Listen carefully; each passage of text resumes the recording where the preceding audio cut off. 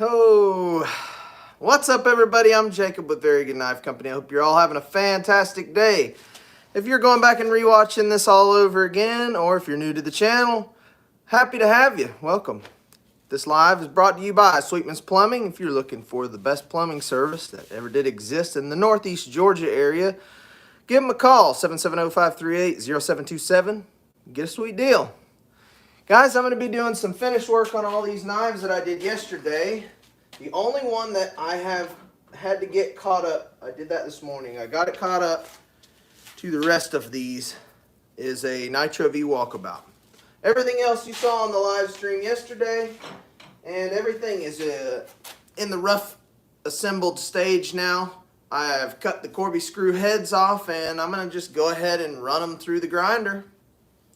What's up? Let's get to it. It's going to get noisy. In the vacuum on.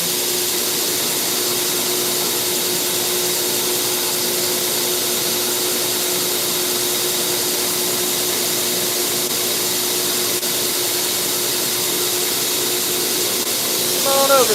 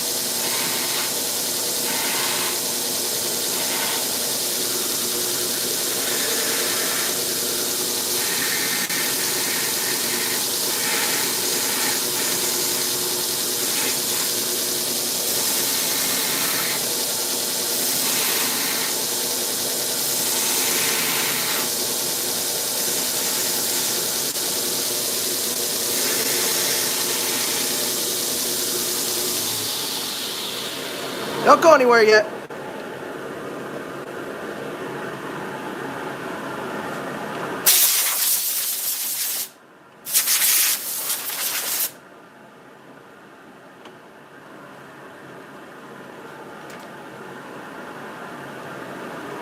You hold on just 1 second. Don't you go nowhere yet. What's up, everybody? All of you new faces. I'm Jacob with Very Good Knife Company, and I'm happy to see you. I hope you're having a great day. You've stumbled into me finishing some knives up today. This is what I've got. We have got, these two are orders. It's a Nitro V. It's the only Nitro V that I've got sitting here. It's a Nitro V walkabout. If you were here for the live stream yesterday, you watched me grind all of these, at least finish grind them, except for this one. I got this one caught up this morning whilst doing all the other handle attachment and whatnot. And then we've got a roughneck that was ground yesterday on order. We've got 5 adventures. We've got a purple, a green, a blue, black, a blue, and a gnat. All 80 CRV2. We've got tradition juniors, a green, a purple, a black, and a red. And the same colors for wasps, four of those as well. All of these knives right here are going to be dropping tomorrow on my website at 8 p.m. Eastern Time. If you guys want to help support Very Good Knife Company, do hit that newsletter. Subscribe to our newsletter on the website, verygoodknifecode.com. Now, we've got them all roughed in. Everything's nice and flush. Everything's flat. So what we're going to do is finish them now. I was just working on a 60 grit belt. What's up, Steven? Oh, who else we got in here? Let me see.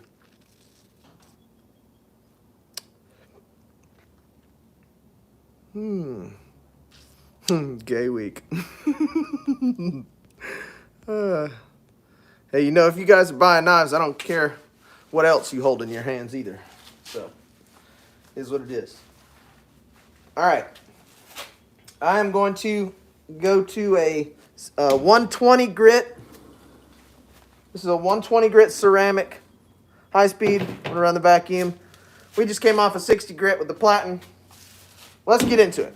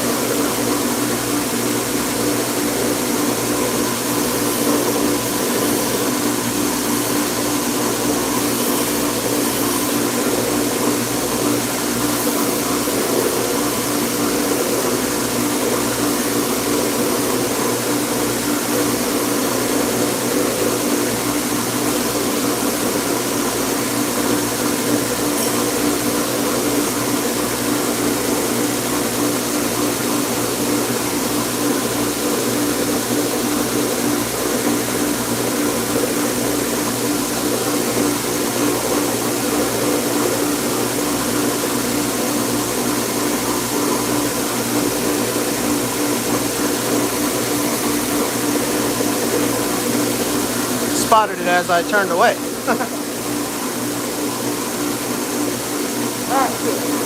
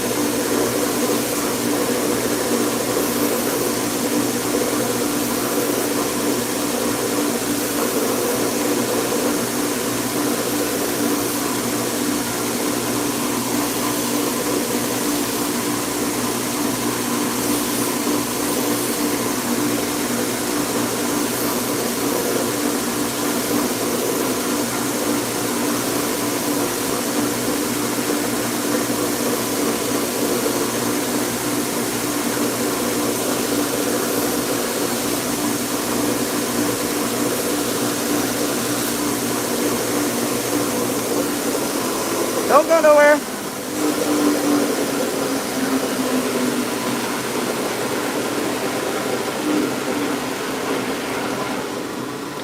I've seen that number go up and down and up and down, so I know there's some new people in here. And welcome. I'm Jacob with Very Good Knife Company, and you've stumbled into me finishing some knives today. This is what I'm working on. I just got through with the 120 grit phase. Now I'm ready to move to a 220 grit on these handles.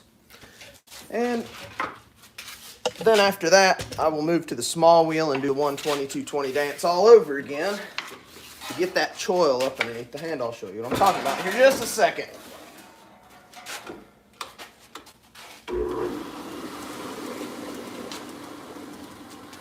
So I've just gone from here all the way around the spine and all the way to the tip. I have flattened the sides once more because all the scratches from roughing were going this way. I want everything going this way. Hey, what's up, Zachary? I'm sorry to hear about your dad. I'm happy that I can at least bring some light into your life, buddy. I hope you're able to find some peace with it. I'm sorry to hear about that. It's all a part of life, and there is just no way to make it any better, that's for sure. I appreciate you being here, Zachary, and I appreciate your support, my friend. And I love you, man. What's up, Manny?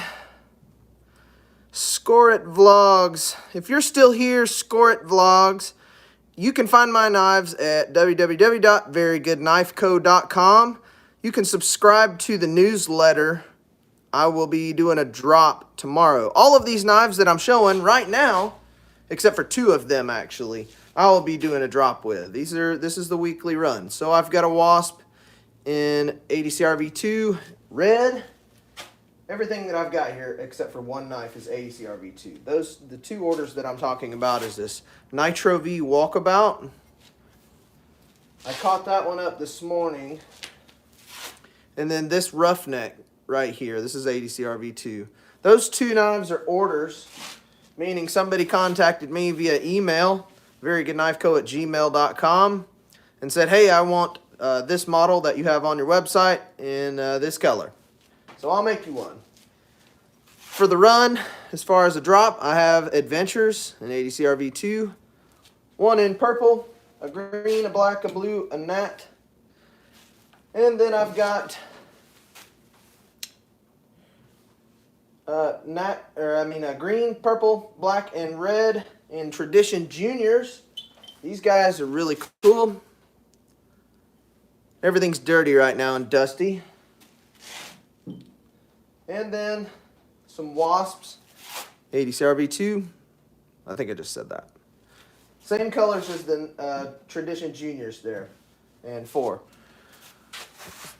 What's that? Hello from Berlin. Hey, hello from America. Good to see you, Angelo. ADCR V2. Why ADCR V2? Well, this guy wanted ADCR V2. I think it's a great choice for what the Roughneck is for, which is extreme massive abuse utility is pretty much what it's for. I think it's a great choice for that. But as far as everything else goes, ADCR V2 because I have a whole bunch of it. And they still sell, not as good as the Nitro V. And I would like to get stocked up for Blade Show. So anything that does not sell here by Monday, it's going to come out of the store. I'm going to put it back. I have to. Hopefully, I won't have to put any of them back. That's what we're hoping for. But at the same time, I kind of hope that I'll have a couple to put back. Because the less that I end up putting back for Blade Show, the more I've got to do closer to Blade Show. But ADCR V2 is still a great choice.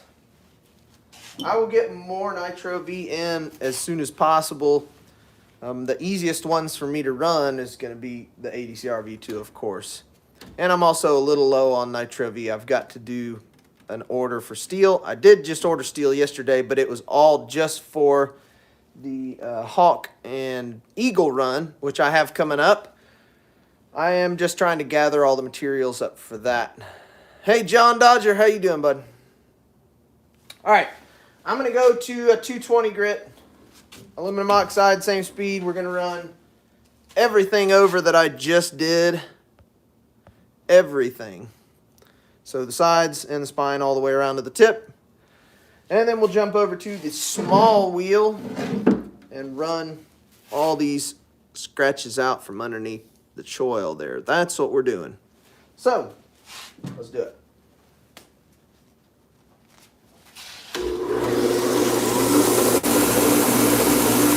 I think I still got some power issues. All right.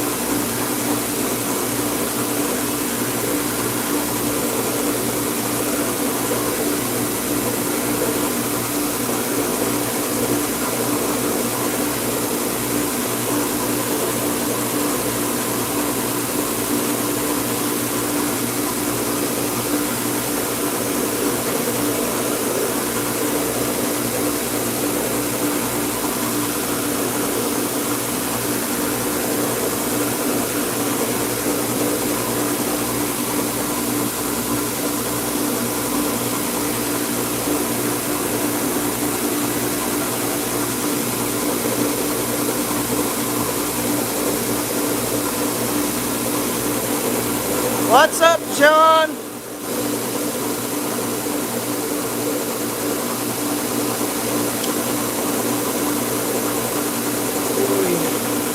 Hello, France. Yes, Zachary. He's only done it with one of the knives that he's actually done, and I think that was the Huntsman. He liked it. That is definitely Scab's seal of approval, is the sandwich cut.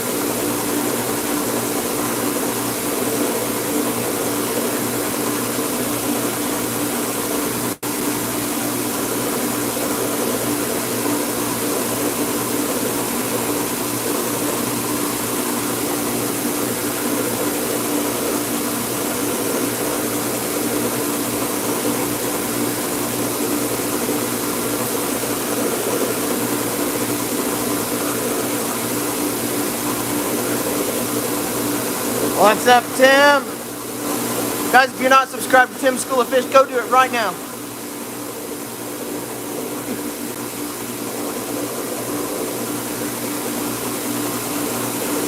Oh, I'm dropping Tim's hit single, his next hit single, tomorrow. Watch. Wait. You'll see it.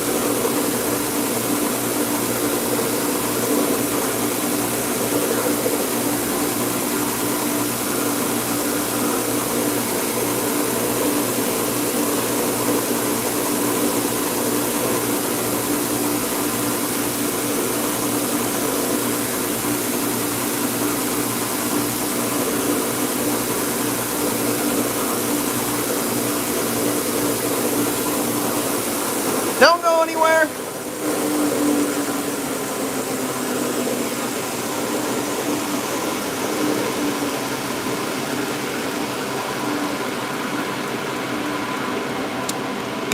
Yeah, we're already talking about that next Blackwater knife.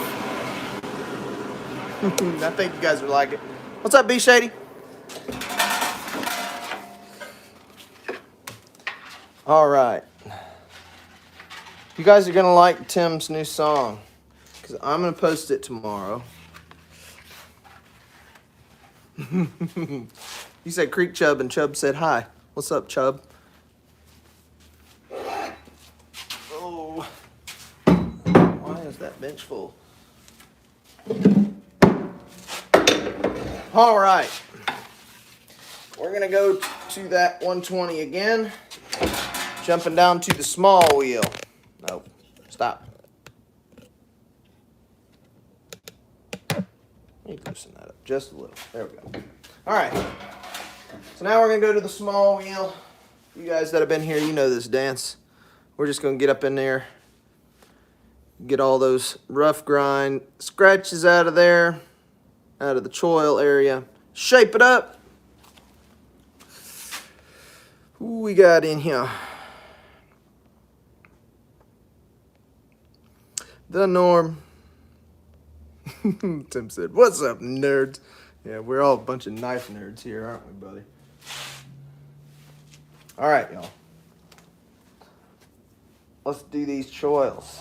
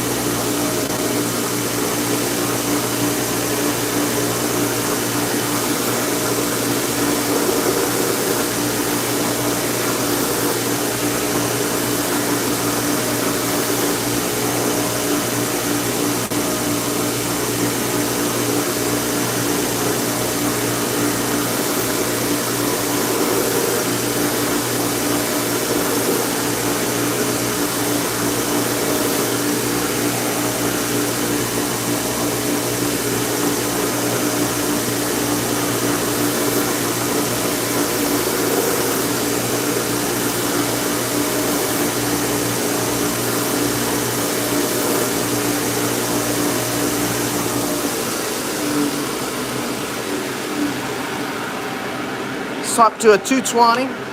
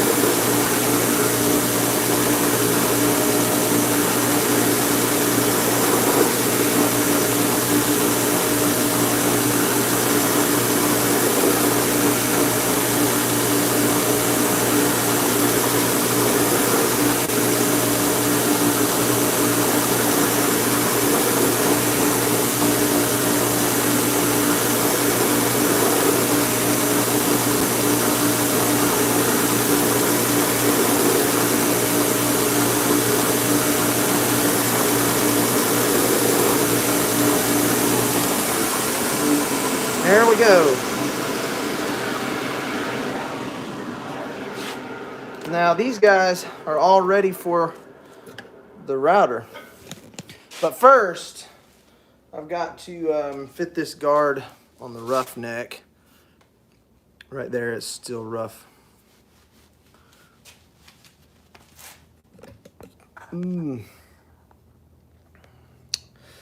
Yeah, buddy. I am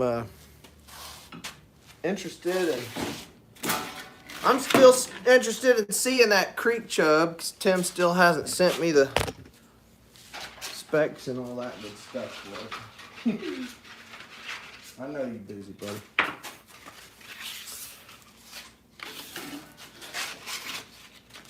I guess I need to get a couple of those black water knives done up for Blade Show too, so I can have some on the table. All right, let's fit this guard right quick and then we'll go router.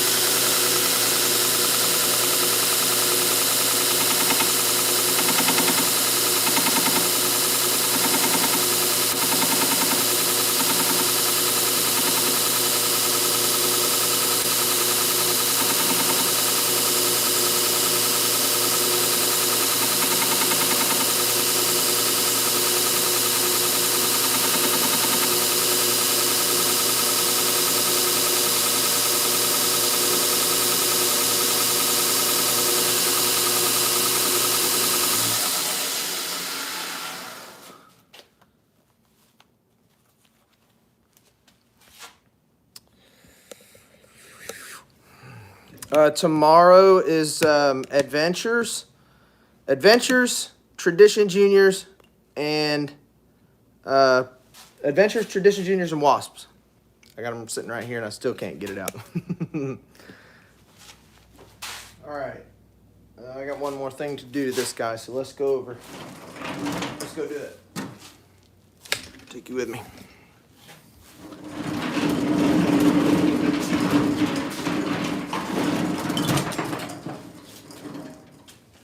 All right, so, yeah, they are all ADCRV2. I've got some, let's see, for the Tradition Juniors and the Wasps, I've got a red, a black, a purple, and a green of each. Just 4 of each of those. They're all ADCRV2. And then for Adventures, I've got a purple and a blue, and then a green, a black, and a gnat. I'm only missing the red on that. And I didn't do a red I just didn't have a sixth one, but I also am savoring my red for the Eagle Run, because my supplier is out of red big sheets anyway.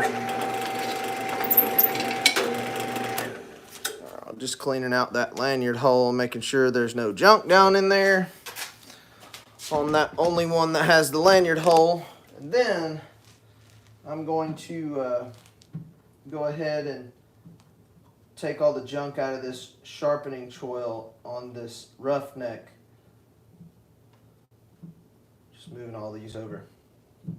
All right. There's some junk down in there from heat treating that I never did get out. So we can get rid of all that crap.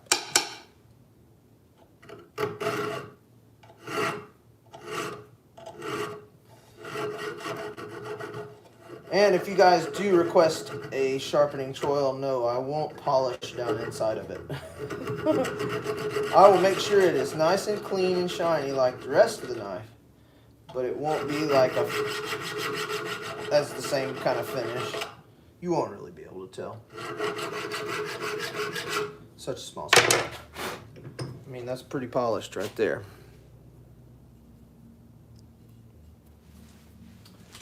All right, we have got to do some bevels, or radiuses on the handle.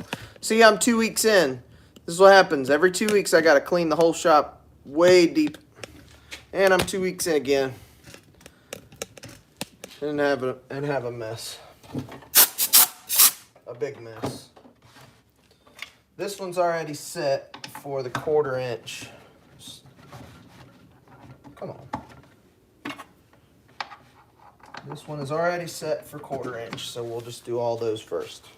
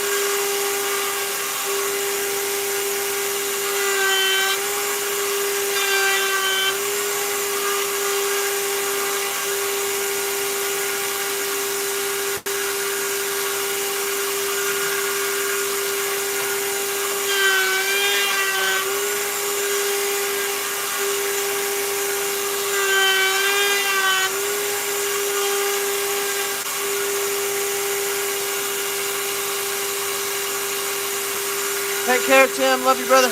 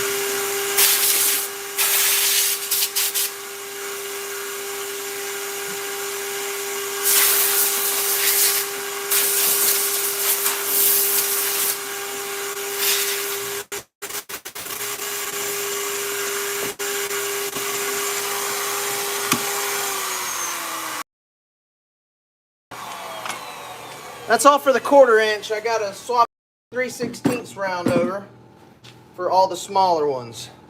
So a smaller round over for a smaller scale. This won't take long.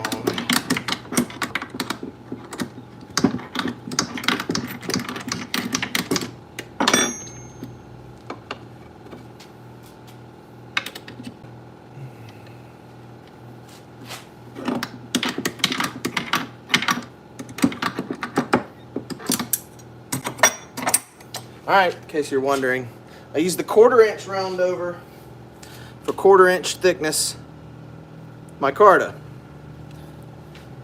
And I use that 3/16 that I just put in there for 3/16 thick micarta. I want my radius to match the material. That way the edge, the end of the radius, meets the blade, the spine of the blade, and the side of the handle exactly perfect. Just the way it needs to be.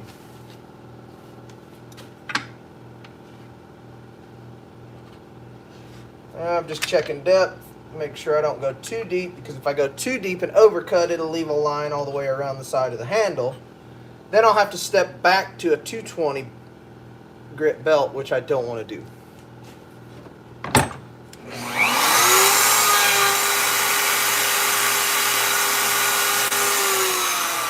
So see, this one is not deep enough of a cut, because you can see that line ends right there and not at the spine.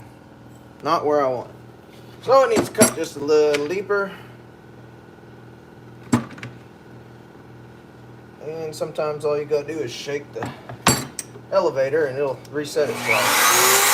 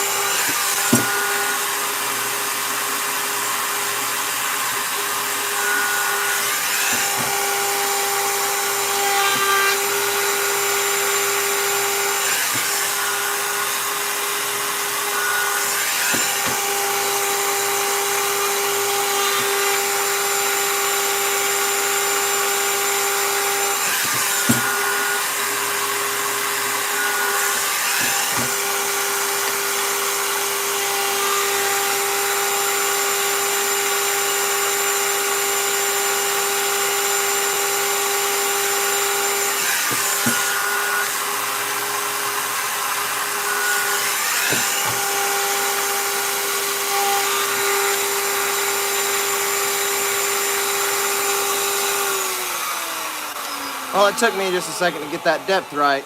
That tells me that there's some junk in my elevator because it just keeps moving around. The elevator in here is what I'm talking about. It means it's just not sitting right.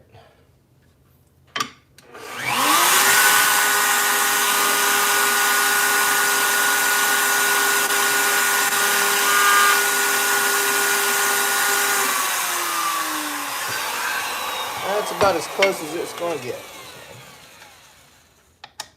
Stick my keepers in.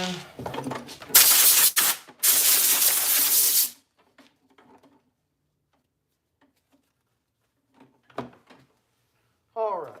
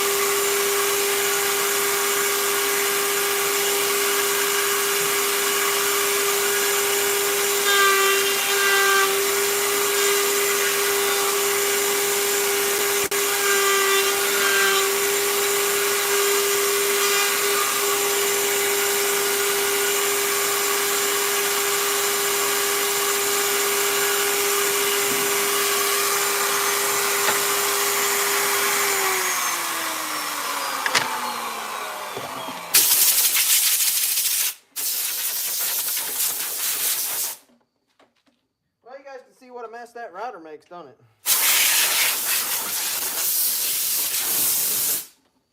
My goodness. I need a proper router table, but none of them are set up the way that I like them. That's why I made my own out of micarta. All right, so we've got all these guys 75% of the way done. Everything is radiused. Everything is finished to 220. Now all that's left is to go over to the grinder again, hit them with a 400 all the way around, hit them corners, make sure there's no sharps, and then hit them with the Scotch-Brite all the way around and then sharpen. So let's do that. Let's do it.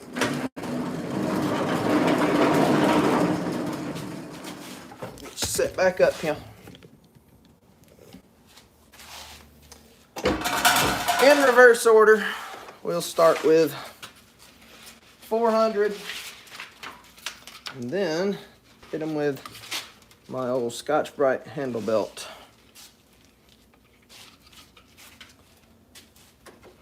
So we'll start with the small wheel, and I always do it the way I do it, in the order that I do it, so that I end up back on the big wheel because that's what I have to finish sharpening them on.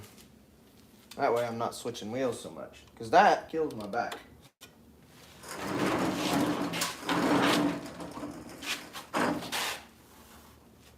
All right, let's do it.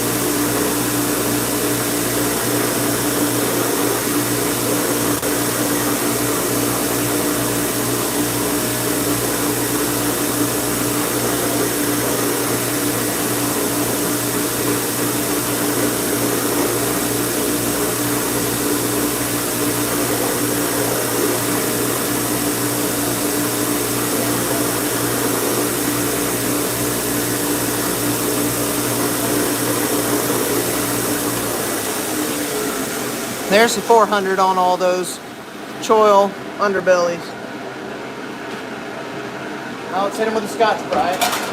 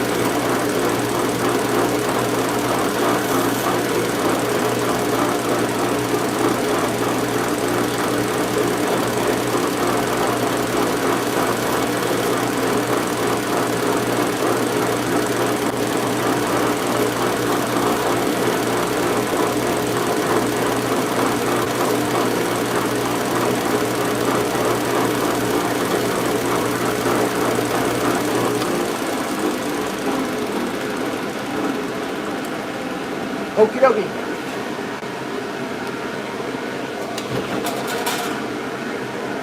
Swap to the big wheel again. Do the same process. 400, then Scotch-Brite.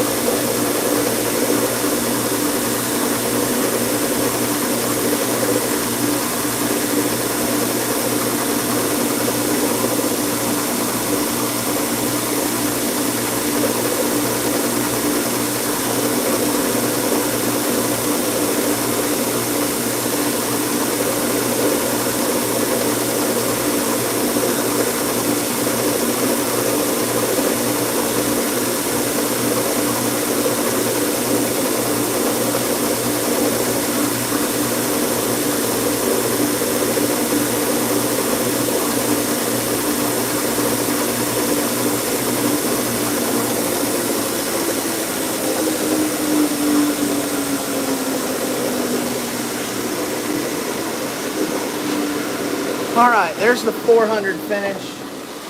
I'm gonna unplug my vacuum. I gotta fix that. I didn't put enough outlets here. My phone's gonna die on me.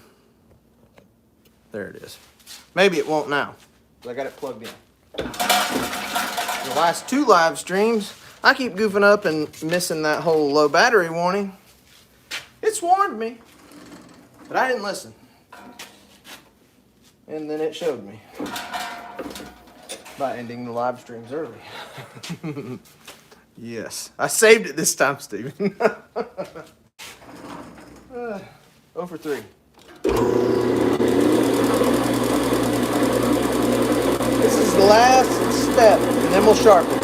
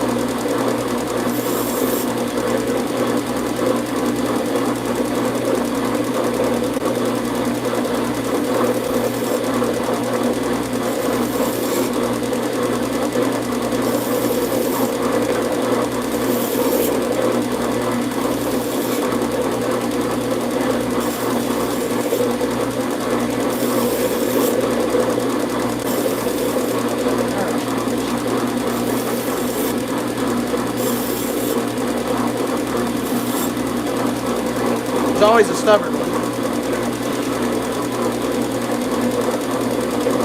I didn't even tell him.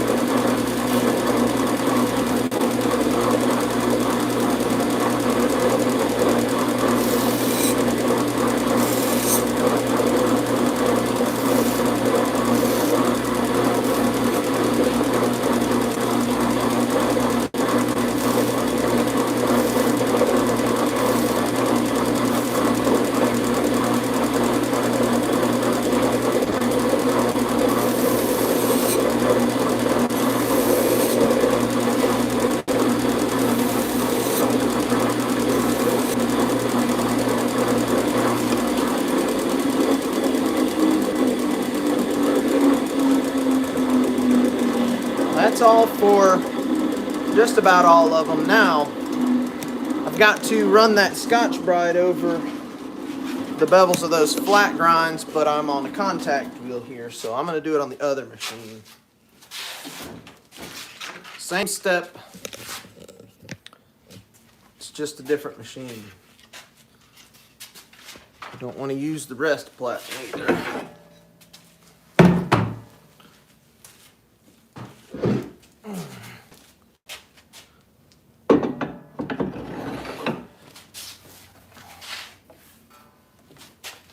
Okay, now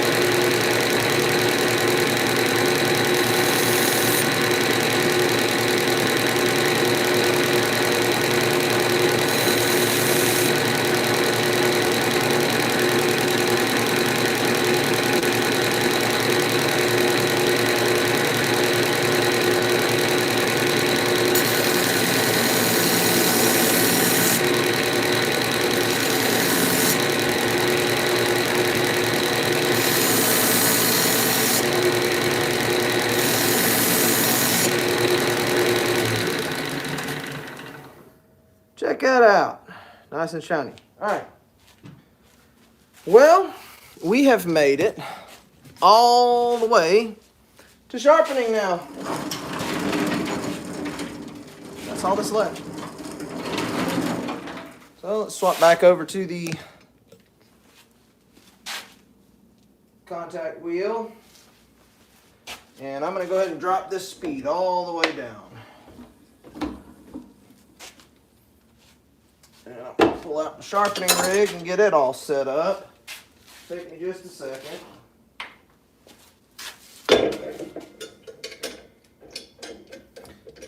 Now if you're new here, this sharpening rig right here I made inspired by the Tormach sharpening system. I don't like the hollow edge, the convex edge from a Tormach. We had a T8 and a T4 in our last place. The last gig that I had, did not care for them. Although I will say they get them stupid sharp, and there's nothing wrong with it. I just prefer a convex edge. So that's what I do, convex edge. Now this system is pretty much just the same as the Tormach minus the actual stone. I use a clamp system that I kind of was closely inspired by that. Same with the bar and rest system here. So it just clamps onto the blades. Make sure that they maintain a clean and even about 17.5 degree edge. I'm going to start with a 220 because I have a walkabout here. I like the bigger knives to have a 220 edge and everything else to have a 400 edge. But since the adventures are here as well, those are about 30 thousandths behind the edge. 400 takes a minute. Sometimes they'll get a little hot, so I like to run 220 first on those. I'll do 220 first on the adventures. And where did you go? There it is. Find my Allen key. So that's all the clamp is, just two pieces of, I believe this is ATS 34 tool steel. I don't remember, and that's why I used it, because it was painted black.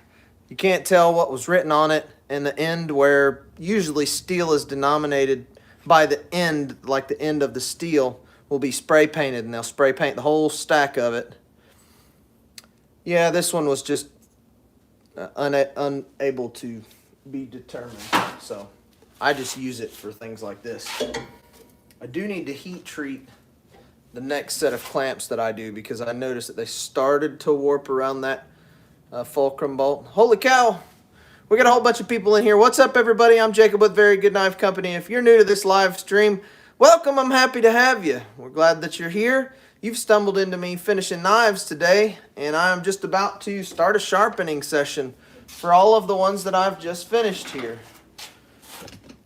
Guys, if you are enjoying this so far, those of you that have been in here, hit that subscribe button. That notification bell lets you know when I'm going live. Hit that like button as well. If you want to support Very Good Knife Company, you can find us at www.verygoodknifeco.com. If you find a knife on there that you just cannot live without and it's not in the store by tomorrow at 8 p.m., well, then hit me up at verygoodknifeco@gmail.com and I will get you an order started, just like this one right here. This is a Walkabout in Nitro V, and this one was special ordered. So if you don't see it on the website, don't worry. I'll make you one. All right. So all of these knives minus these two are going to be dropped tomorrow on the website at 8 p.m. Eastern Time. I will send out a newsletter, so if you go to the website, subscribe to our newsletter, and I'll send out a newsletter tomorrow letting everybody know when I'm dropping, just to give everybody a reminder. So I'm going to start with a 220 grit belt on this, as slow as I could possibly go on my grinder. See, it's not moving very fast. We're going to cut an edge on this and all these others.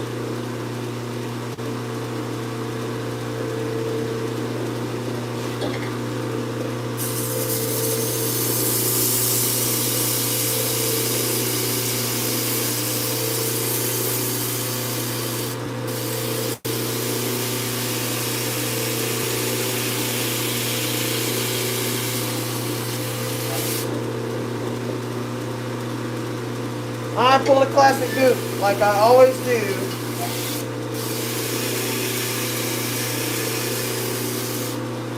And I forgot to demagnetize this blade, so I'm going to go do that right quick. See all that fuzzy on there? It makes it really hard for me to see what I'm working with. So I'm just going to go demagnetize that real quick.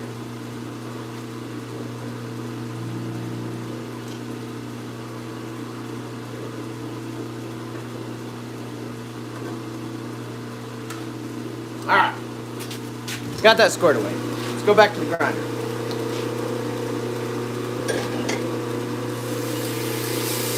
Much better.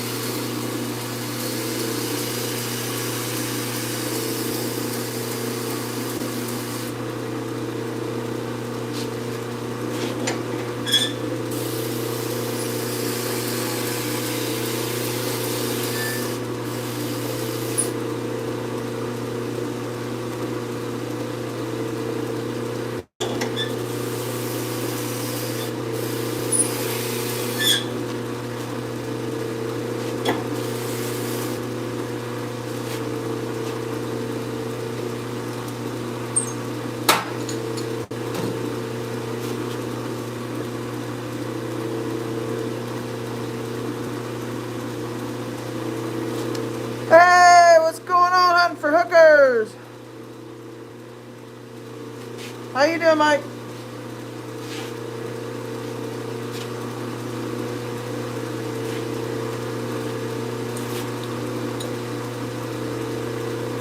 I'm just sharpening some knives, buddy.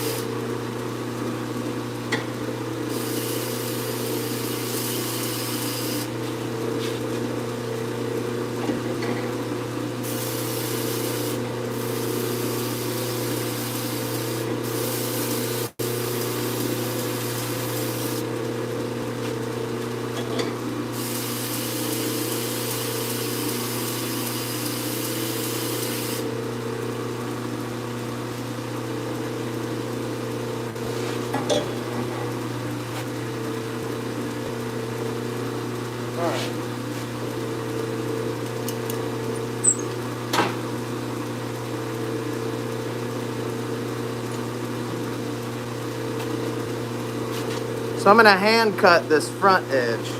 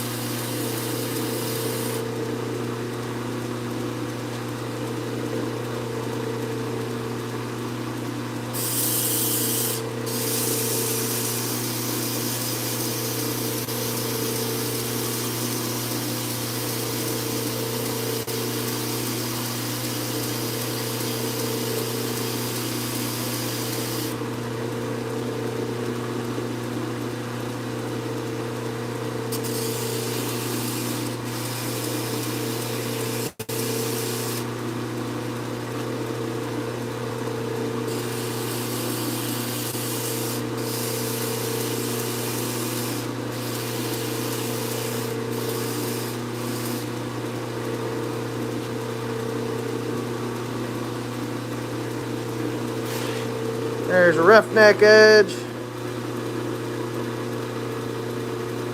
Pretty good looking. Alright, let's get these adventures.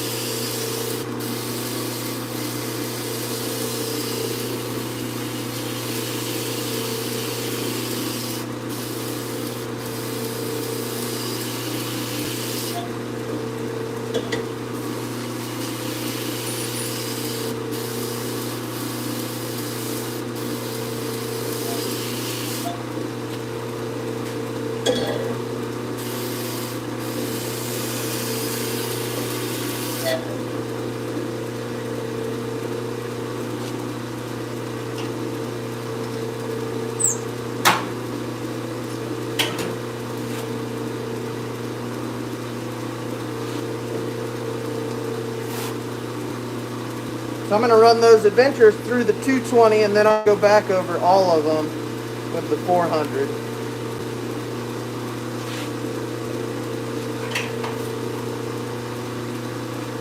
Walkabout stays at 220 though.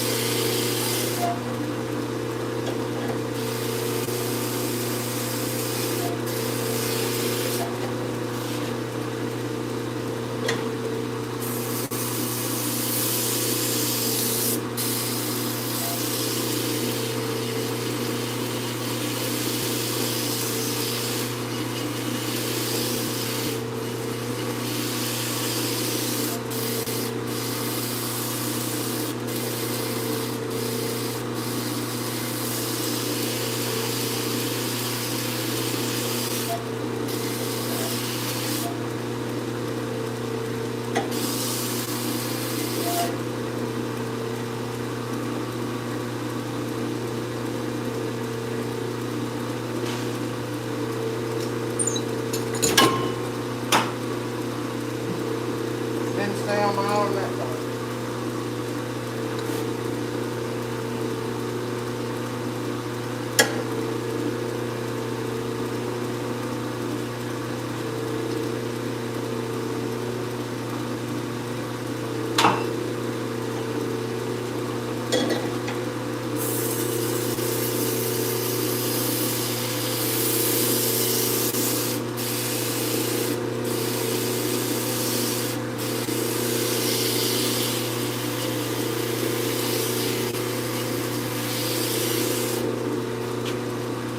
pull you guys a little closer.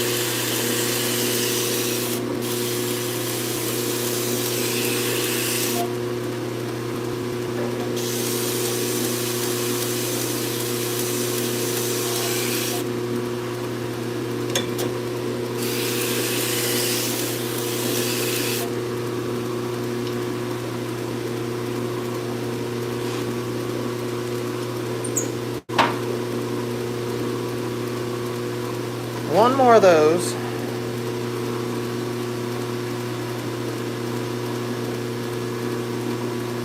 Time to replace my tape.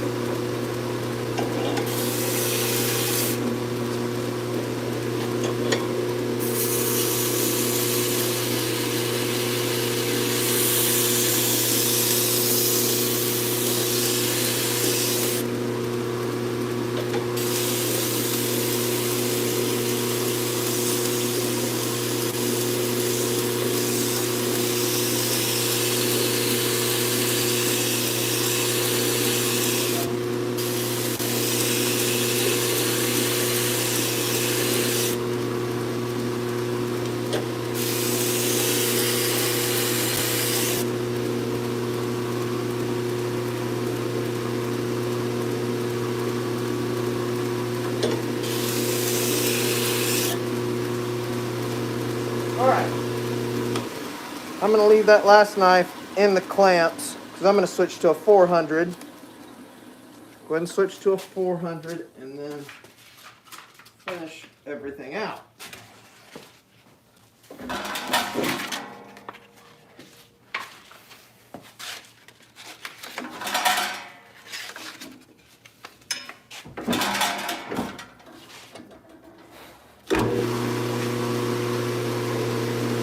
Okay.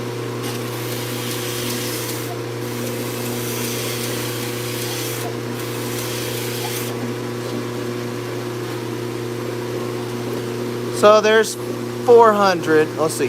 Find where you can see this. You can see that, how shiny it is. The 220 is pretty shiny, but it doesn't look the same as the 400.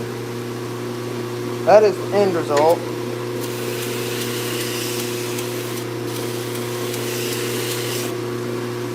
Just like that. I'm looking for centered on the point and of course centered down in the hilt. Voila.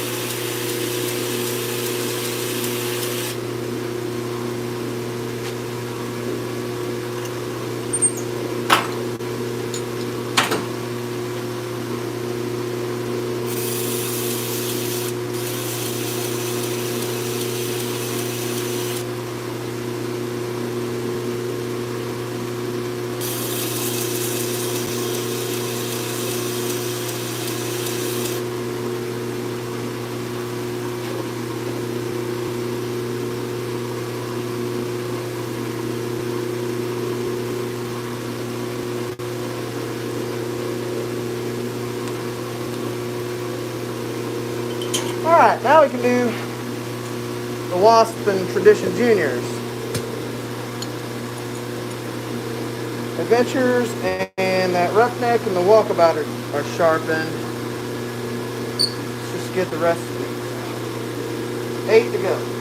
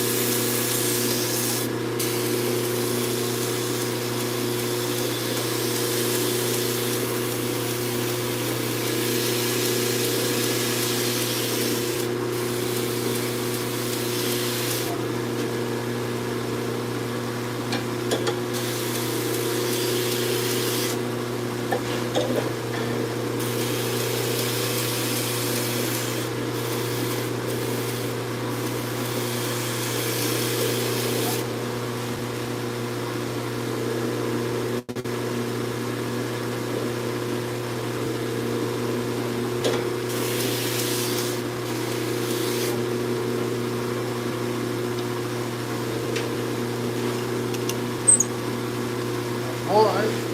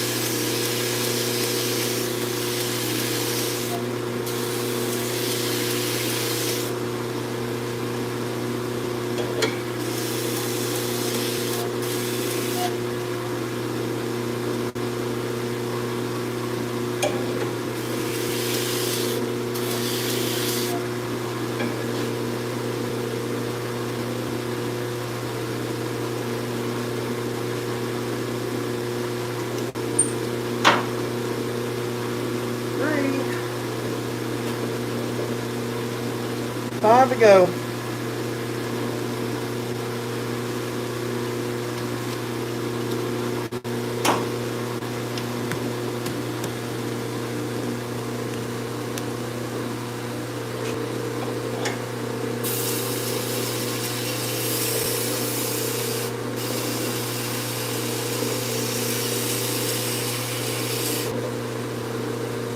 why I moved you guys away. I was going to move you closer. Maybe you could see a little more.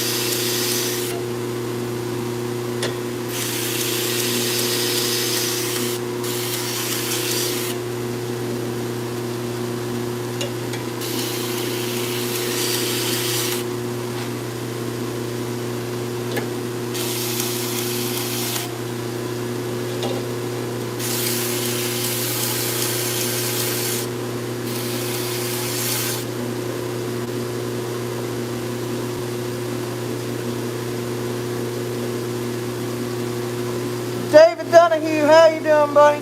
Good to see you. David, if you would, if you want to order a knife, you can go to verygoodknifeco.com and subscribe to the newsletter. It should prompt you to do so. I'm going to send out a newsletter tomorrow at some point. It'll be before lunchtime. Before 12 p.m. or 12, whatever. Noon, 12 noon. Good Lord, I don't know why I'm having such a hard time getting that out. I am sharpening these at 400 grit. That is the final grit for everything that is this size. That's where I like them. It's not too polished.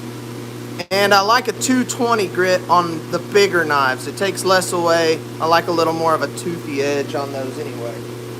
But anyway, David, I'll be doing a drop of these. All of these except for this one and this one. There you go. All of these right here are going to be dropping tomorrow at 8 p.m. Eastern Time on the website, verygoodknifeco.com. I don't really sit on them too much. Most of the time, thankfully, they go pretty quick. The thing is, I'm trying to prepare for Blade Show, so if they're not in the store, or if they're not sold by Monday and they're still in the store, I'm going to take them out and set them back.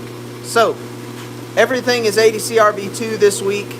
I usually do a good bit of Nitro V stainless, but I've got some Adventures.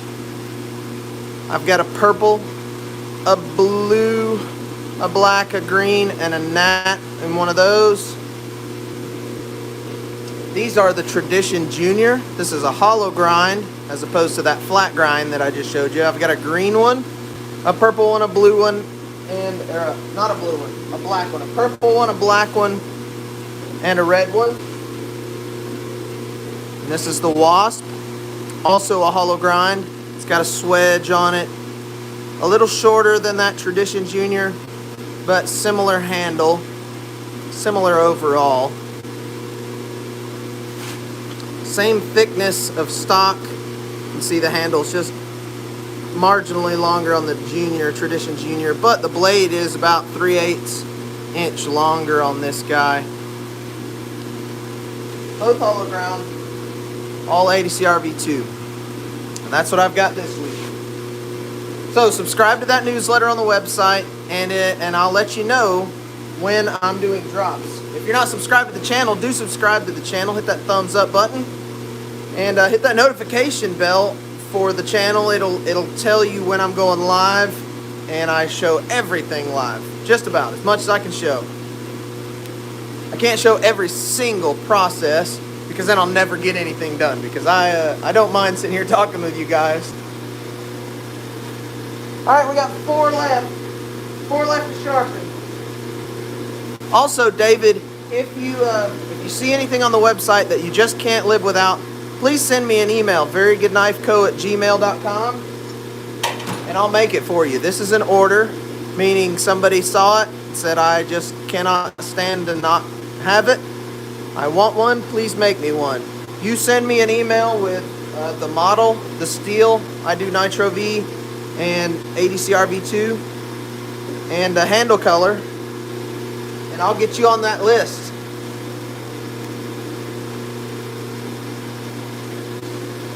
We're easy to work with.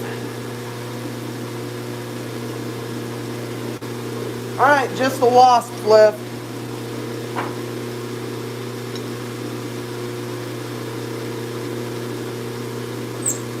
Change my adjustment.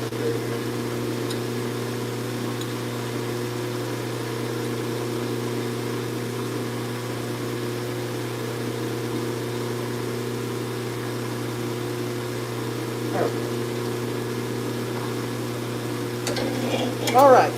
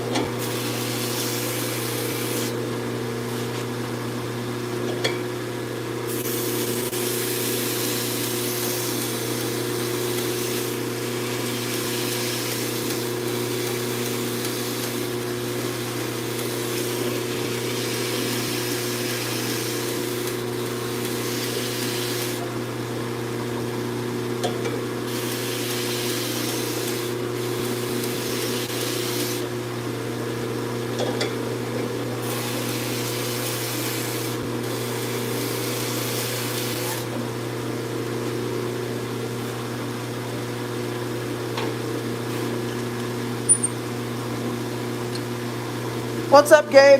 How you doing, brother? Guys, if you are not subscribed to Last Huntsman Outdoors, please go do so. We got a big influx of people in here just now, so let me just reintroduce myself. I'm Jacob with Very Good Knife Company. Good to see you if you're new to the channel. Hey, what's up, Chad? I am doing a sharpening session here, and the steps that I take, Chad, is I hit them with a 220 first, the Adventures. These guys right here have a thicker edge than the thinner knives like the Tradition Junior. Chad, you know what's up with the Tradition Junior. You got a couple of those. These are thin enough for me to use the 400. I don't use a pre-sharpen before that. I just go straight to the 400 for the first and final edge.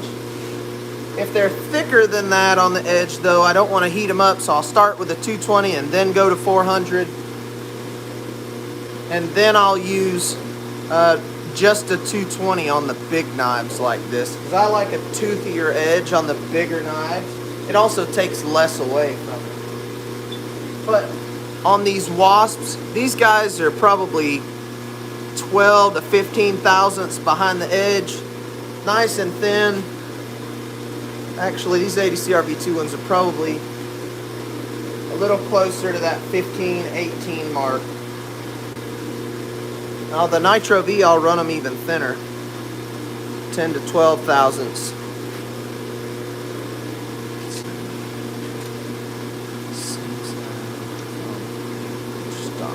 Yes, I have, Gabe. In fact, I have made a couple of them for people that have requested them. I have actually, better than that 1/8 inch, which is pretty much an SE3. You know what I'm talking about. If the Adventure was 1/8 inch, it'd be close to the SE3 as it could possibly get, without that stupid sharp, or without the stupid choil. But even better than the 1/8 inch, and probably even better than the 3/16, which is what I use. I've got a customer named Will, and he has a couple of them in 5/32 stock. It's awesome for this, and that 5/32 stock is what the your Hawk is in. You know about that. That's good stuff. But the 1/8 inch is super slicey. Too thin though. Yeah, the SE3 choil sucks. It's dumb. I think it's one of the best knives ever made, and one of the, I don't know, that choil just kind of ruins it for me. To see this choil that everyone hates. I don't have an SE3 anymore, but it has a big, almost like a finger choil. We're not fans, clearly.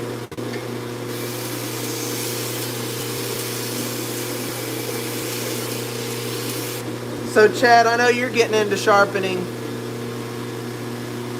I like to start with this 400 for thinner stuff. Which one is better for removing goat and cow skin? Well, that Tradition Junior would do the job, but I make a full-size Tradition as well. This one is thinner, has a thinner edge. It'll do finer work better. But I make a full-size Tradition that is just perfect for skinning. You would like it.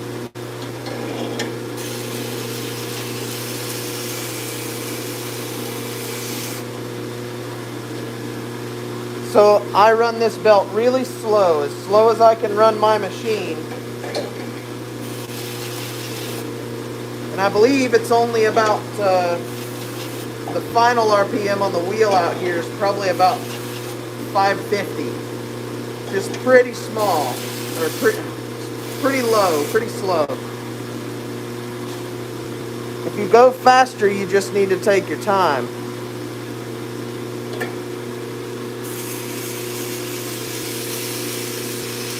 Because you go faster with a higher grit belt, and it'll get hot faster. And these guys will get hot right here going slow if I stay in one spot too long.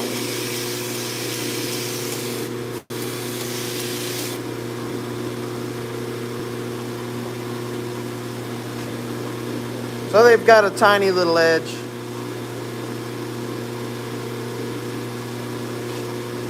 Two more.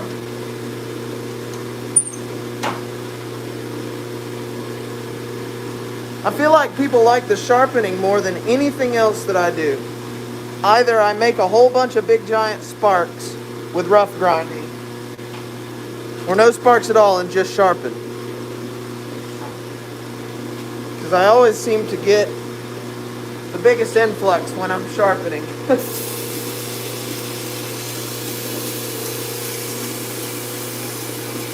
That I can understand. There's a bunch of sharpening shows too. A lot of people doing sharpening on live.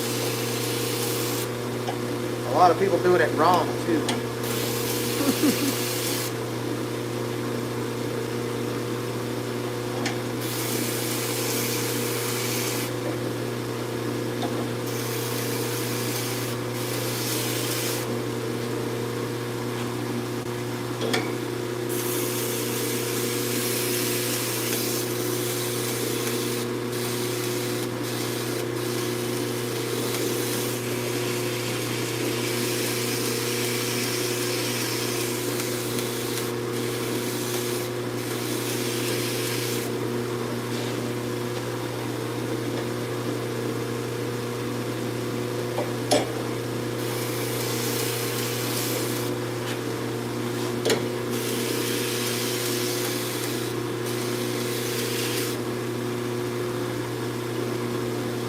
One more.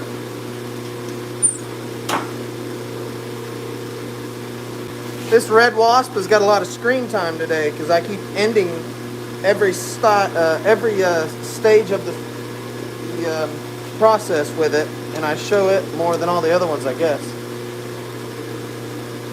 It was the sound of sharp knives. Amaya Fernandez, ¿cómo estás, amigo?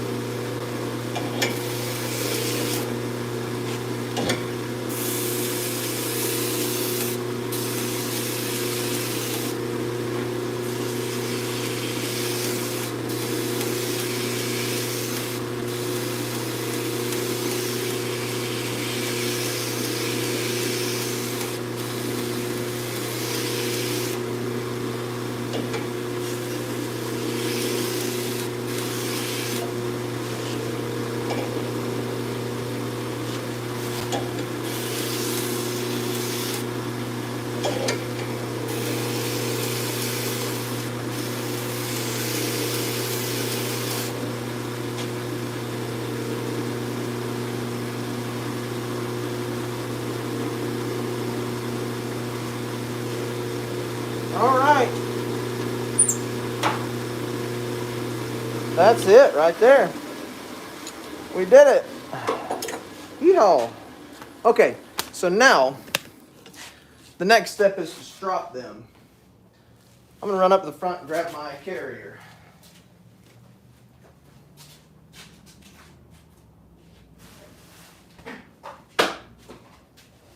So, once they've been edged, they have a tendency to wiggle around on this cart when I roll them. I don't want those edges touching the spine like this. So I'm going to stick them in my little handy dandy fancy dancy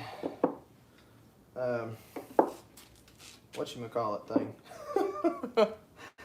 It's a cutlery, like a silverware cutlery type of carrier is what it is. We'll come back for those adventures. I don't want to have them too close together though, because they will move and then I'll have to take it back to the grinder. I don't want to do that. So let's run over here. I got enough battery to unplug my phone. There's a whole bunch of people in here now. What's up, everybody? I'm Jacob with Very Good Knife Company. I'm glad you joined me. If you're new to the channel, hit that like button. I am in the middle of sharpening some knives. I'm finishing up this run. And this is pretty much the end of my week for knives as far as that goes. I'll be doing a drop tomorrow. 8 p.m. Eastern Time on my website, verygoodknifeco@gmail.com. I will get a water in a minute. All right. Looking out for me anyway. Just going to use that rake and fluff my wheel up. Now, a lot of people use a cardboard wheel. And we had this discussion yesterday. I have a cardboard wheel that I haven't used in years because I have found that I prefer the cloth wheel. Because the cloth wheel doesn't overeat like a cardboard wheel does. I have found that I have polished the teeth off and even burnt edges with the cardboard faster than I do with the cloth wheel. Now these are, I need a piece of paper, not paper towel. It's just blowing all over the place.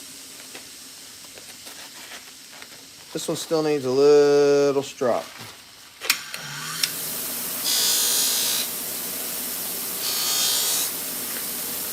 So I usually don't test this until afterwards.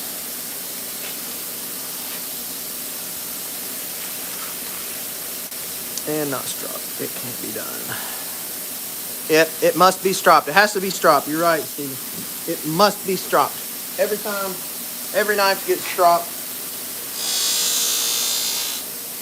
The only way is to just keep going up in grit, and even still, you got to strop.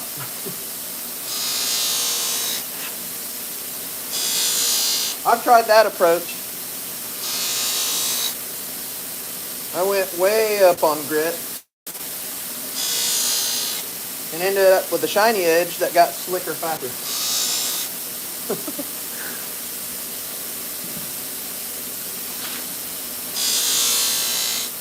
I usually do about 4 or 5 knives before I re-rake and add a little bit more compound. Now it sounds like I'm doing a lot, but this wheel is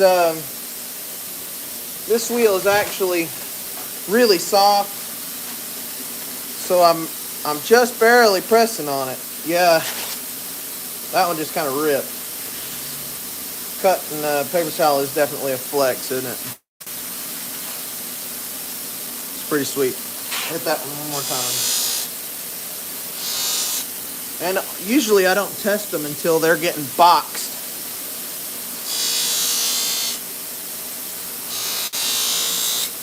Because in between doing the lasering process and moving them around, getting them into sheaths. Sometimes they'll need another touch. That's why I usually just don't bother until they are getting boxed up.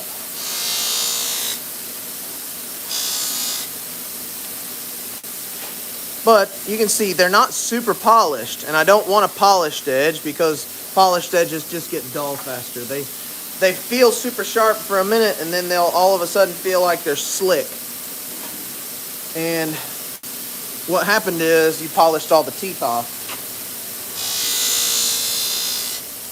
Can't polish it all the way.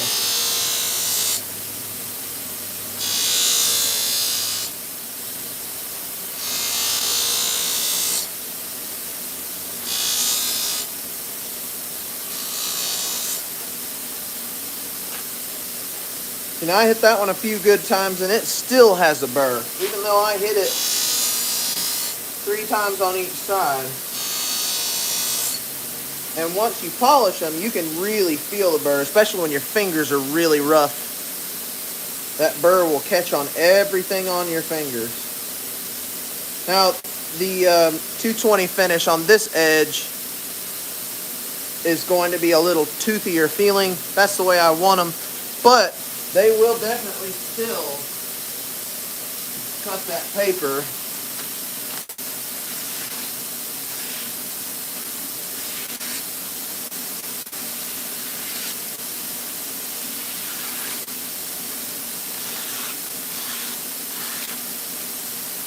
Plenty sharp still,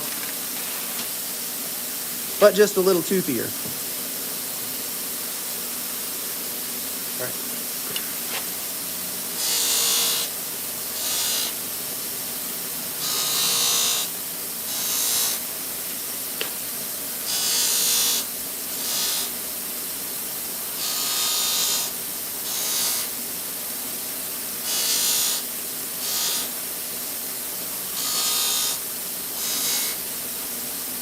Now these blades are always one of the most satisfying for me to do, because when they turn out right, they just look so good to me. Not that I'm like some compound grind fiend, but I like them when they're clean. They look really good. This one's got some junk on it I gotta clean off. All right, let's refluff it.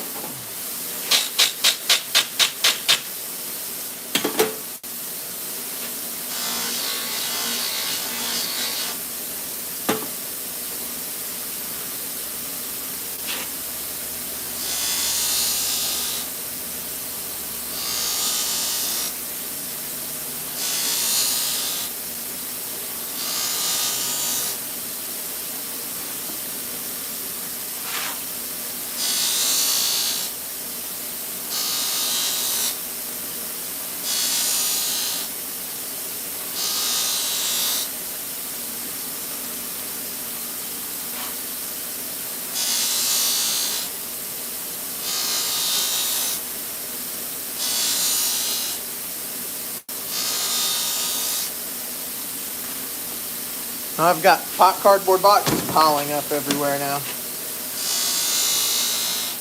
Driving me nuts. This one just keeps creeping its way down towards my foot. I always end up with a whole bunch of them after I order a bunch of stuff. I'm gonna refluff one more time.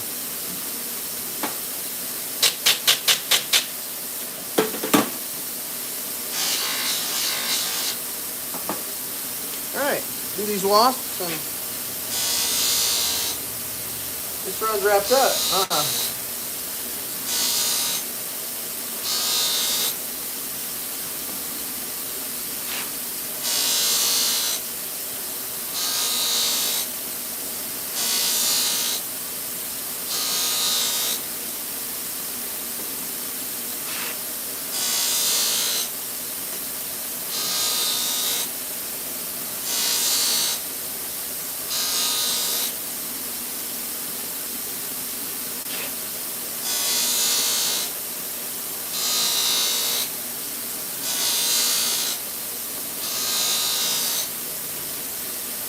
All right. That is all for the stropping. Now we need to go over to the bench and we'll put some oil on them so these colors will pop. We've got a bunch of new people in here, so let's reintroduce again. What's up, everybody? Thanks for joining us. I'm Jacob with Very Good Knife Company. Hope you're all having a fantastic day. I'm happy to see you and welcome to the channel. Hit that subscribe button if you like what you see, and what you see is a whole bunch of knives. If you wait just a second, I'll get them all out and show them to you. Let's see. Let's see what we got. All in a day's work. All these handles and my goodness. So if Gabe's still in here, or if he's not, doesn't matter. This is the third one. The other two are gone now. They are out in the mail. One's going to Scab and one's going to Gabe. And Gabe designed this knife, Last Huntsman Outdoors. Guys, if you're not subscribed to Last Huntsman Outdoors, please go do so. It's a great channel. And I believe you'll like Gabe. This is the Eagle. Designed by Gabe. It's got the same handle as his last design, which is the Huntsman. Actually, I think his last design is the Hawk, which is the smaller version of this blade. I'm going to be doing a run of these and the Hawks together. They're going to be dropping April 25th. It'll be pretty cool. These guys are awesome. Big old knives. Big enough for me, anyway. All right. Let's get all these knives out and spray them with oil. And I like to spray them with WD-40 and let them sit here for a minute, because the WD-40 will lift all that junk off of the surface, like all the dust and any just little dabs of glue that I might have had on my fingers and touch the blade. The oil will get up underneath there and help me clean it off a lot easier. So first up that we've finished today, we've got a Walkabout. This one's soaked in WD-40 now, but this is a Walkabout in Nitro V. It's got black handles. That one you guys didn't see me finish up yesterday. It was still in just a heat-treated blank form. I didn't strop this edge. How did I miss that edge? I'll have to go back for that one. I'm getting scatterbrained. It's late in the day. I can still see a burr on that edge, so tells me I didn't strop it quite enough. But again, like I was saying just a few minutes ago, I usually don't check the edges until I'm done with the knives in terms of putting them in a box. I like to make sure that every bit of possibility for the edge getting any kind of, not necessarily like damage, but sometimes when I have them sitting on the bench here, they might touch each other and it might put a little small flat spot in that edge that I would have to get stropped out again. Which is why I really don't focus too much on them, getting them perfect until they're done and ready to get in a box. I'm not going to spray this one. Let me go strop this one again right quick. I don't want that oil all over my buffing wheel. Don't mind my boxes. It's time to go to the dump again.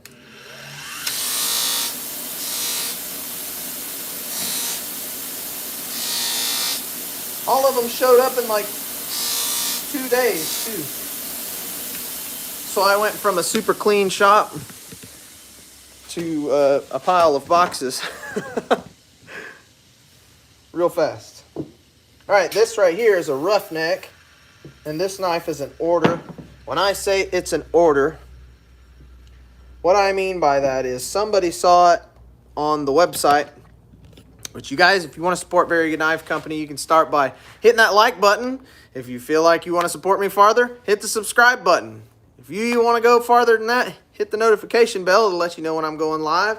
And if you just can't stand it, you just got to support me even farther than that, go to the website, verygoodknifeco.com, and you can find you a knife. Tomorrow, I will be doing a drop in the store. If you subscribe to the newsletter on the website there, I will send out a newsletter. You'll get a notification when I'm doing the drop. It'll be at 8 p.m. Eastern Time. You can find you can find pretty much all of these knives that I've done today there, which includes these adventures. But when I say an order, it means somebody went on the website, Found a knife in the all models page and said, I can't live without that. Make me one, please. And I made them one. That's what that is.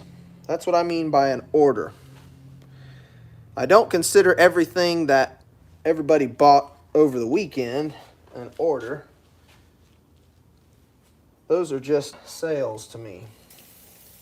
I mean, they are orders in the books, but when I say order, it means somebody special ordered it.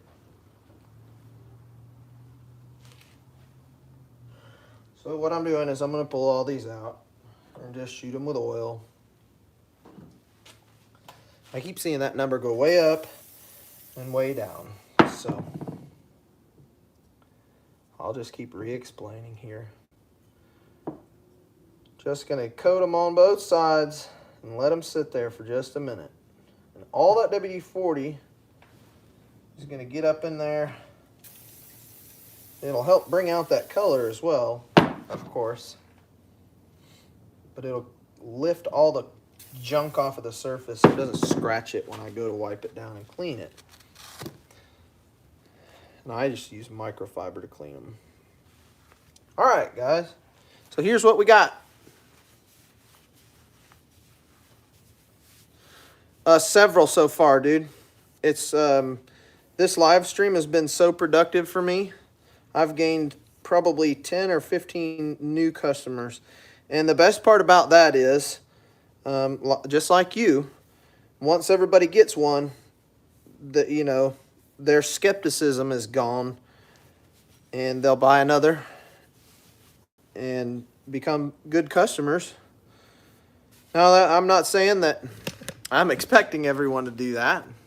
It's just been the way it is. Most of my sales come from repeat customers, and I mean a solid 75 to 80% of my sales come from repeat customers. And that just tells me that I'm doing it right, that everybody's happy. That tells me I'm doing it right. So there's an adventure, ADCR V2. This one has got the burgundy micarta. The burgundy's kind of hard to see when it's oily on camera. In person, it's as purple as it gets. When it's oiled, it's almost impossible for me to get it to focus on it. Plus, this particular spot in the shop has the worst lighting. That's what I was whining about yesterday. I could not get the lighting right. So,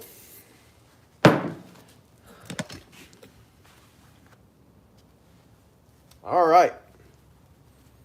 A chode knife that pays my rent. I'll take it.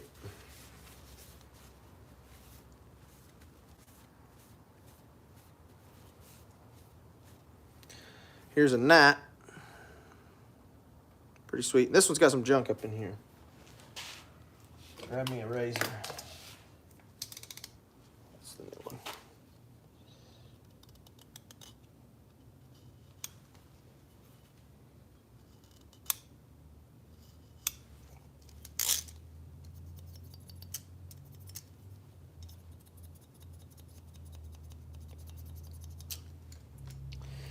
So that's all I've got to do to all of these. Every one of these has got to get the treatment that you just saw in the past 30 seconds. Stanimirka Markovic. I probably said that wrong. But I'm happy to see you anyway. Welcome to the channel. Wherever you are from, we are happy to have you. All right. I've got to do every one of those like that. This is kind of my second to last final inspection. If it needs some major adjustment, if there's ever anything majorly wrong with it, I probably didn't get to this point. Because I just won't move on if there's something wrong with it. It'll either get tossed to the side or fixed. Now, this is where I'm making sure that there is no defects that have come about in the past few steps, like edge issues, unevenness, places that I might have missed on the handle, and anything that is up in here, any junk that gets up into that little corner, that joint. That's where I want to focus on. Just want to make sure that these guys are as clean as they can get. And then we'll do laser. I'll make sure that they are all lasered properly. And then stuff them in a sheath. Tomorrow I will be doing all the sheaths. And making sure that everything's right for the drop. I got to get some more pictures. And then I will have a weekend off. I haven't had a weekend off in a couple months, guys. But I am on schedule to finish everything on Friday. And it's only possible because I have a place to stay, a permanent place to stay now. As of recent. It's been a tough couple of months. But, as I always say, shit a buff. We just keep working. We never give up.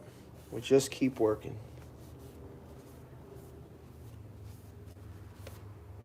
All right, so here's one of those things that I was talking about, and it's going to be almost impossible to see. But, well, there you can see it really good. That right there, that line, that'll come out with Scotch-Brite. And I'll have to go hit that on the Scotch-Brite a time. I'm betting that I find another one like this, but that is from my sharpening clamps. That's when I know for sure that it's time to replace the tape on the end of those jaws.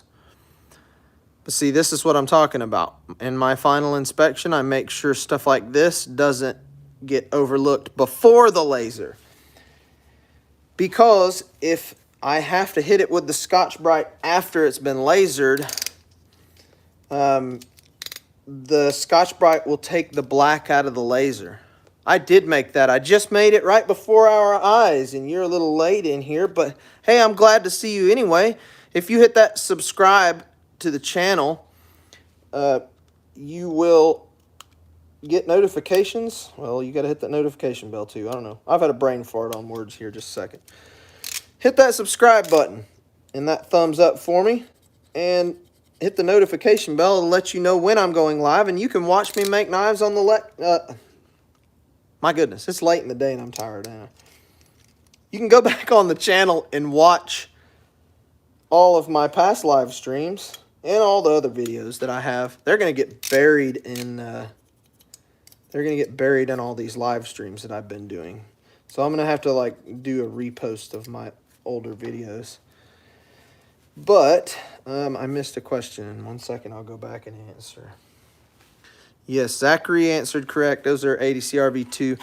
I don't use 14C28N. However, I use what is called Nitro V. And if you know anything about steel, Nitro V, AEBL, 13C26N, or 13C26, 14C28N, all four of those steels are essentially a few points away from being identical.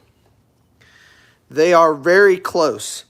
14C28, 13C26, all of the Sandvik steels are harder for me to get here in the United States, which is why I use Nitro V or AEBL. Nitro V is a Buderus steel. I love everything from Buderus. It is a collaboration with New Jersey Steel Baron, whom I have been using for a very long time now. About 13 years I've been using New Jersey Steel Baron. Since Aldo was in the steel truck.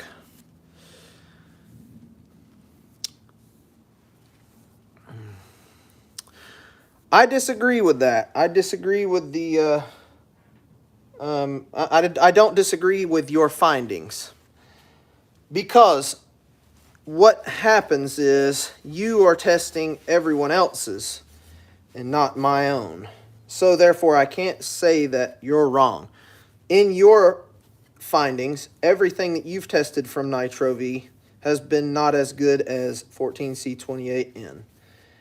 I won't disagree with that because there's a lot of people that don't know how to heat treat Nitro V right. And there's a lot of Nitro V on the market. There's a lot of 14C28N. There's a lot of just improperly heat treated steel out there on the market.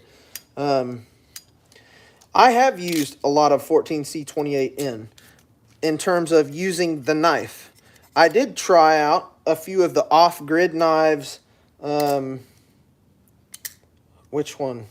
I can't remember the names of them. And then I actually did a couple of modifications on those. Those are 14C28N. I was not a fan of their version of it at all. Actually, I think it quite sucks. And that's just one maker's version of that steel. There is a whole bunch of other makers that use that, like 13C26, 14C28, and they got it down. It's killer. Not denying that it's not great steel. Like I said, if I could get it more easily in the United States, I was going to use that instead of Nitro V. I do have experience with Nitro V previously, which is why I chose to just run it for what I'm doing here. I started using Nitro V when it first came out, right off the rip. As soon as it came out, I bought some, and that was like 8 years ago, probably 7 or 8 years ago. Maybe even longer. I feel like it has been longer than that. But people like my Nitro V, for sure. That's all I can say about it. I like my Nitro V. I think it's about as well done as Nitro V can be done. Not trying to say it's the best, but none of us actually know. All we have to do is believe that what we are making, we as craftsmen, we as the tradesmen, we have to believe that what we're doing is right. If I don't believe that my knives are the best, if I don't believe that they are everything that they can be, I can't expect you, the consumer, to believe the same. I have to make sure that everything is right. If I don't believe it's the best, it's never going to even fall short of it by any close stretch. So, I am a believer in my own steel, and my Nitro V is pretty killer. That being said, I think that the 13C26 was better on the smaller knives that I tested. I do like 13C26. I thought it was a little easier to sharpen. But, like I said, the 13C26, 14C28, and Nitro V AEBL, and there's one more that I always forget. They are just barely not identical. All four of them. So, Tradition Junior, ADCRB2. All of these knives that I'm showing here right now are ADCRB2, which is a carbon steel. Not even in the same ballpark as what we've been sitting here discussing and what I've been blabbing about for the past 10 minutes. I'm just filling up time while I'm cleaning handle faces.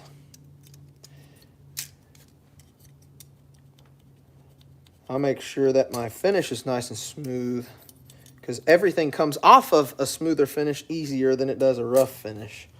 Another reason why I like to finish a 400 as opposed to like a 120 or a 220.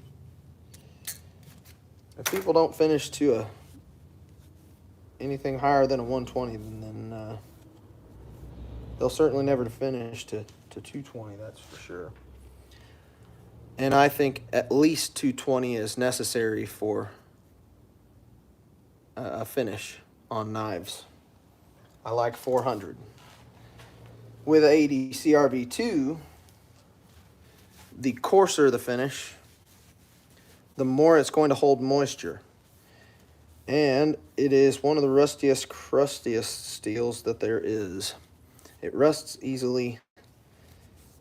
And at the same time, it doesn't rust easily if it's done right, if it's got a good finish. There's a lot of makers out there that make some really good ADCRB2. I've been using ADCRB2 for a very long time. almost as long as I've been a knife maker. I've been using ADCRV2. I was turned on to the steel from the famous YouTuber Trollski Knives. I was following him way early. And I see him at Blade Show. I saw him this year. Anyway, he makes some killer knives. He is from Czech Republic or Prague. Whatever it's called over there. I mean, no offense by my seemingly lack of care in what I've said. But anyway, he makes great knives. He turned me on to the ADCRV2, not personally. But that's what he was using, and I had never heard of it before. A solid probably 12 years ago. Maybe 13 now. And I decided to try some. And it has been my favorite steel ever since. I have not found another steel that I like as much as ADCRV2. I really truly believe that it is the best steel on planet Earth. Is it really? Probably not. But for my use, the way I like knives to be, I think it's the best. Sharpens really easy. You can get it to a really high hardness. In fact, you can get ADCRV2 way high of a hardness, like 65, 66. It's brittle, and it sucks at that hardness, but it'll reach that hardness. If steels won't reach a higher hardness, they are probably not capable of it. Steels that are generally capable of achieving a higher hardness have a better time at a higher hardness. If you can go way up higher than you want to be and then draw it back to the hardness, like a 61.5, 62 Rockwell, it'll be a lot stronger as opposed to heat treating it up to like 62.5 and only bringing it back about a half. If you're bringing it way up in hardness and bringing it a good ways back still to a higher hardness, it'll be really strong. Which doesn't make sense about a whole lot of things that are going on in the knife industry. Now, hardness is all of a sudden the fad, the trend. I know that hardness has always been a major factor in knives. But now more than ever, people are just under the impression that if it'll reach 67 Rockwell hardness, then it must be the best damn knife on planet Earth. And that couldn't be farther from the truth. Because if you ask me, I don't want them that hard, ever, for any reason. I just don't see that it's necessary. Nitro V, that 14C28, 62 and a half is pretty hard for that. 61 and a half to that 62 mark. That is the sweet spot. And just because it can go harder, there's people that are heat treating Nitro V right now. They're putting it out at like 64 Rockwell, or 65 even. I just don't see where those numbers come from, really, or why you apply them to usability. I'll tell you one thing, it's going to be hard to sharpen at that hardness. It's going to be hard enough to sharpen that you're probably not going to enjoy it.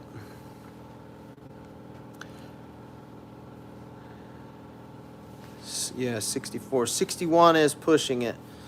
My Nitro V is actually at 61 and a half. And that's the sweet spot. 62's on the high side. The only knives that I'm getting to that kind of hardness are the really small stuff, because they quench a little faster and they cryo a little differently when they're smaller. They just get to temperature faster. What's up, Jeff Harmon? How you doing, bud? Jeff is a big time supporter of Very Good Knife Company, and he likes green. He's got some really nice knives.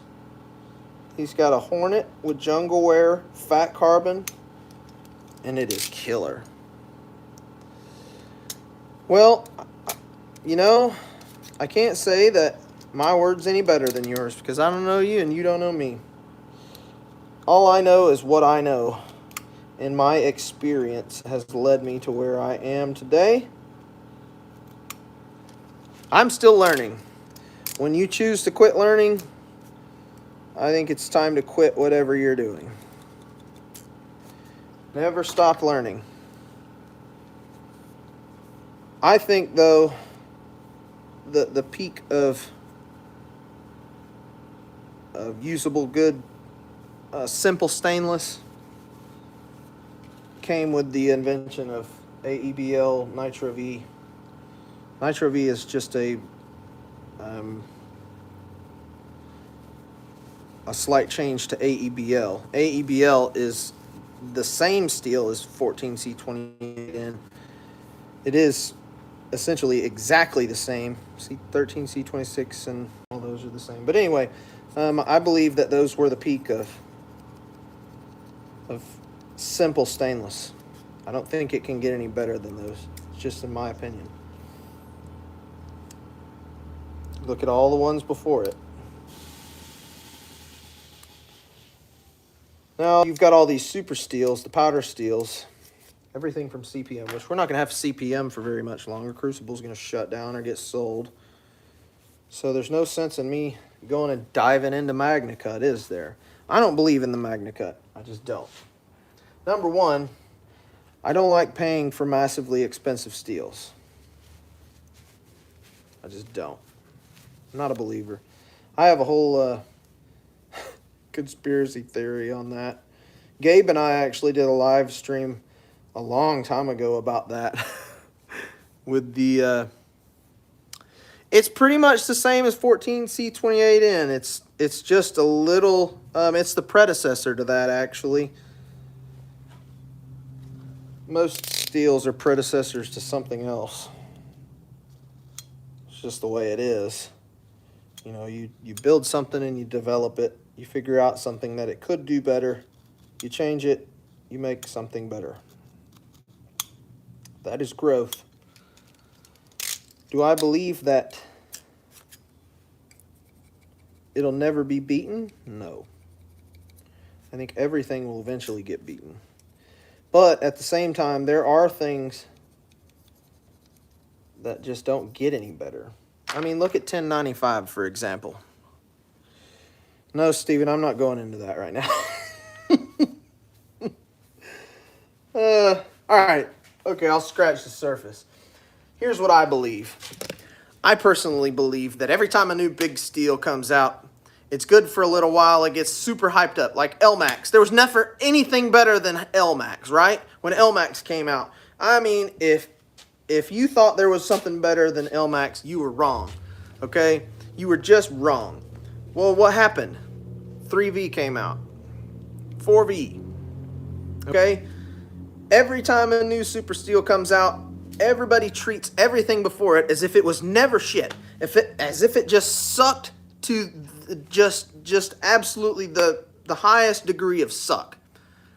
Because of how highly they talk and praise the new steel. How much better could it have possibly been than the last steel that was in that position? I mean, really, consider that. How much better could the last, or could this next new massive, humongous hype super steel be? How much better could it be than the last steel that was in that position? Truly. 420HC sucks, in my opinion. I think it sucks. 440C, you know, there were good makers of 440C. 440C was the original hype steel. It really was, because it became super massively popular in the 70s and 80s.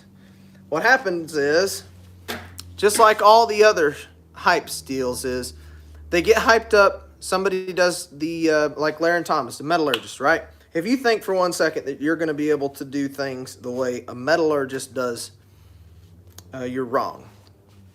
I know for a fact that I will not be able to get to the level of understanding that a PhD metallurgist has with the steel.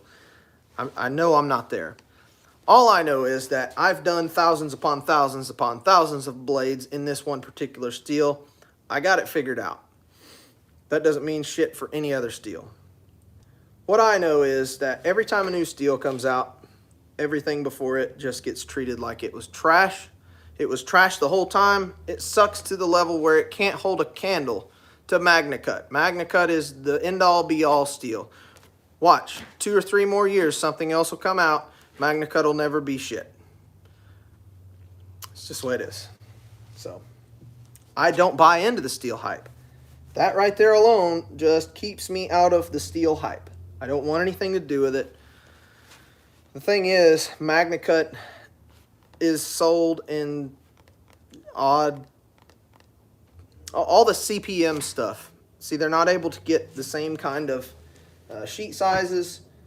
Hot rolling is not kind of a thing. It's just different. It's 10 times more expensive as everything else. A 4-foot, 1/8 inch thick, 1 inch wide bar of 80 CRV2 is like 25 bucks.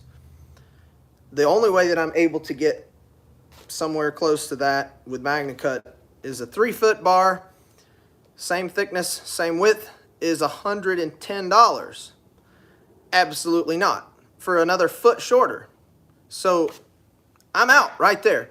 Right off the rip, I'm out.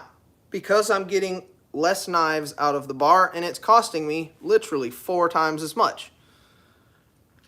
What that leads to me having to do is charging 4 times as much for my knives. Because it's costing me 4 times as much to just get a piece of steel. So, as long as I'm making knives, I will be choosing the tried and true, more simple steels. So, that's why I like 80 CRV2 and Nitro V. I like simple stainless. I like simple carbon. It's easy. And when it's easier to get it right. To me, I would rather have a simple steel done as right as it could possibly be versus this newfangled steel that has not been around long enough for everyone to work it the worst way and the best way possible. Thing is, everybody gets a hold of these new hype steels and they're not able to do them the same way that they were intended to be done. So then you end up getting a few people that have a good following that are against the steel because when they used it, their test results came out that the shit sucked. It just sucked. Why? Because they didn't do it right. But in their mind, they did it as right as they could possibly do it. Thing is, without having done thousands upon thousands of blades in one certain type of steel, you don't have it figured out. You just don't. You do not have it figured out. I don't care what anybody says. 100 knives in a steel is not enough for me to figure it out because I might be able to get 99 of them close enough to right. That one of them that didn't go right isn't enough. I need a few good mistakes with this stuff. I mean, if you want to test it and you really want to dive in, you could really go in deep and do different degree heat treats for all 100 knives. I still just don't believe that it's enough. I don't. My job here and the job of all these other knife makers on the planet right now is to make a living and provide a decent knife for everyone to use. Now, my priorities lie with the latter of those two. I don't give a shit if I make a good living with this. All I care about is paying rent. That's all I care about. And I have set out to make the best knife that I could possibly make for as little as I could possibly sell it because I want to prove that it can be done. I believe that there's just a bunch of people that are overcharging for everything. Just because everyone else is doesn't mean you should. I think that's a shitty reason to charge more. So, I just could go on for 15 days on this same topic and never actually get anywhere enough to satisfy myself.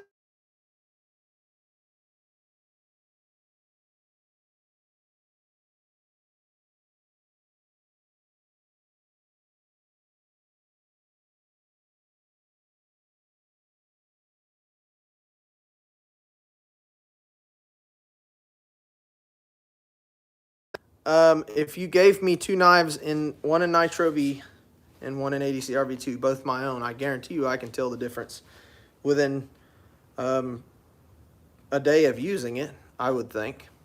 Um, but an average person, I mean, if you're talking like giving them an unmarked knife, with one of them is Nitro V and one of them is Magna Cut, I think the best way to do that test would be to have somebody that carries the same knife every day. Every single day they carry the same knife, like me. I've carried this Adventure in Nitro V every single day since I made it, which was right before Blade Show last year. If you took my knife away from me and put a different knife in its place with a different steel that I could not tell the difference, I believe that I could tell the difference. You know, right off the bat, ADC RV2 is going to stand out because if you don't take care of it the way you're already not taking care of and used to not taking care of your Nitro V, that ADC RV2 is going to rust. I'm going to know right away that, hey, that's ADC RV2. Within a day or two, it'll start discoloring. But as far as like Magna Cut goes, you would have to be really doing a whole lot of cutting and just, I mean, if you really did a whole lot of cutting, you would know. I think you would know. For sure. I think you would know. But again, the steel would have to be that much better to the point where you could tell a difference. And for me, the difference between like Nitro V and somebody else's good, not necessarily top-notch heat treat of like a 3V, is, it's hard to tell the difference for me. It really is. I feel like I've gotten mine down to a point where it does what I expect a knife to do. It holds an edge for the amount of time that I expect a knife to hold an edge for. It doesn't matter what we're cutting, because that's all subjective. If we're cutting cardboard all day, the knife is going to hold an edge the way it should for cardboard. It's going to degrade dependent on the cardboard that you're cutting. If we're going out and cutting drywall, obviously things are different. Do I feel like buying into Magna Cut is worth the extra edge retention for drywall? No. If you ask me what the best drywall knife is going to be, I'm going to tell you it's going to be those swap out blades. Not these, but the angle, the 45 angle ones, the ones that you can switch out. Yeah, those are going to be the better drywall knife. Why? Because I don't have to clean all the drywall off of them. I can throw them in the trash and just grab another one when I'm ready to go. Certain tools for certain jobs are there for a reason. Period. End of story. Aussate, if heat treated well, is a good steel. Yes, Aussate is a great steel. It really is. That one's been around for quite a long time too. And if I have it right, I believe Aussate is for this. Razor blades, shaving blades. It still rusts. It does. I mean, it's quite corrosion resistant, but it is a simple steel. Much like the Nitro V and AEBL and that kind of thing. It will still rust. Just the way it is. And Magna Cut, that, you know, that's another thing, is the laziness of people just baffles me. People have gotten so into the corrosion resistant mindset that they would rather pay $400 for a knife I mean, the same knife as that $250 knife, just because it's MagnaCut, because it will have better corrosion resistance. That is one thing that is definitely different between like the simple steels like a EBL Nitro V and the powder metal steels, the CPM. Crucible Powder Metallurgy is what that stands for. The powdered steels, like all of the 3V, the 4V, and then MagnaCut specifically, they're made for corrosion resistance, high hardness, high edge resistance, wear resistance. 3V and 4V are tool steels. They're not necessarily considered a super stainless. They are tool steels. And they are highly corrosion resistant. Hardness has a lot to do with that. It definitely does. And you can improperly heat treat something as well. Have a bad decarb. You bring a bunch of carbon to the surface, and all of a sudden that stainless that you have is no longer super stainless. It rusts almost like a carbon steel. That's just because it was heat treated wrong. But people have gotten so into the mindset of not taking care of things.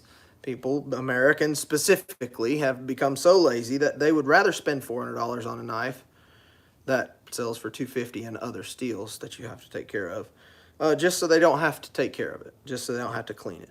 Now, certain applications, if you're a diver down on the Gulf Coast or something, I don't know, maybe you live in the swamps in Louisiana. You live in some massively, humongously humid area. You're going to want that higher corrosion resistance. I get it.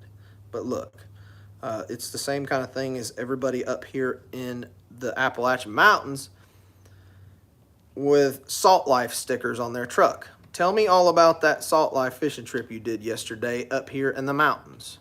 We are way away. It's the same concept.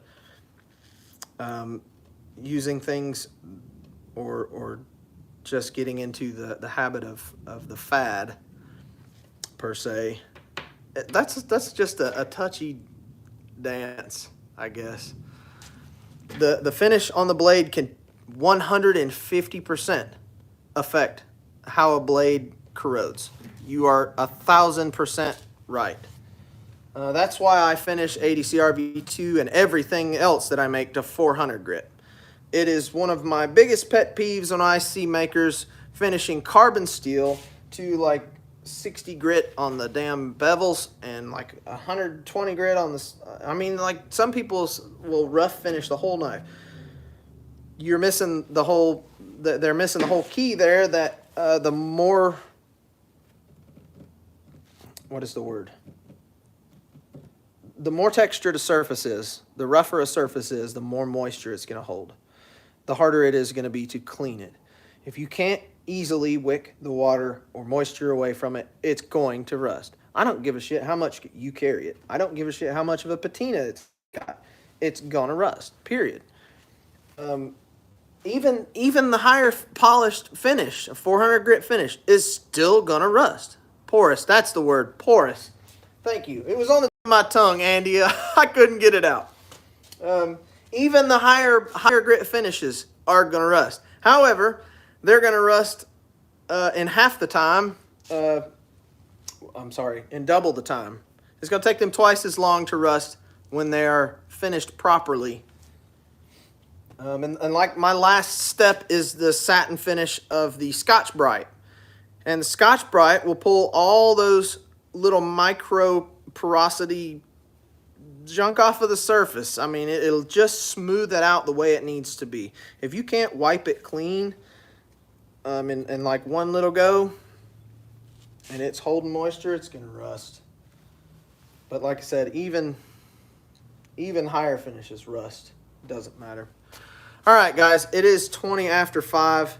I have been here blabbing for a solid hour because I finished an hour ago. We've just kept it going. Hell with it. You guys just kick me off of the Steven, you just started me on the whole thing. I can't stop talking about it once I get on it. I just need to do more lives like that. You know what? I am not a fan of D2 steel. I think it's a good steel. I don't hate it. However, I absolutely despise working with D2. I hate it. I hate working with it because it work hardens. And what I mean by work hardening is when you're grinding it, if it starts to get warm, all D2 has to get to is about 250 degrees. You quench it in water, it hardens. It gets even harder. It just harder and harder and harder.